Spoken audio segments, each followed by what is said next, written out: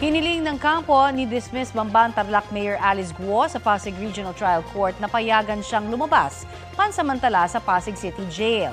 Batay po sa mosyong inihain sa Pasig RTC Branch 167, yan daw ay para makapagsampa si Guo ng reklamong estafa sa Provincial Prosecutor's Office sa Tarlac laban sa Baofu Land Development at mga stakeholder nito. Ayon sa kampo ni Guo, niloko siya ng mga dati niyang kasosyo sa Baofu Land at pinalalabas pa na siya ang may kasalanan. Nangako ang kampo ni Guo na agad siyang babalik sa Pasig City Jail kung saan siya nakakulong dahil sa kasong qualified trafficking kaugnay sa mga umano'y iligal na aktibidad sa Pogo Hub sa Bamban.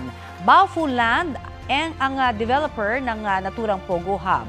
Inamin noon ni Guo na incorporator siya sa Baofu Land pero nag-divest daw siya sa kumpanya bago tumakbong mayor ng Bamban noong 2022. Sinisika pa ng GMA Integrated News na kunin ang pahayag ng Baofu Land kaugnay sa reklamong isasampa ni Guo.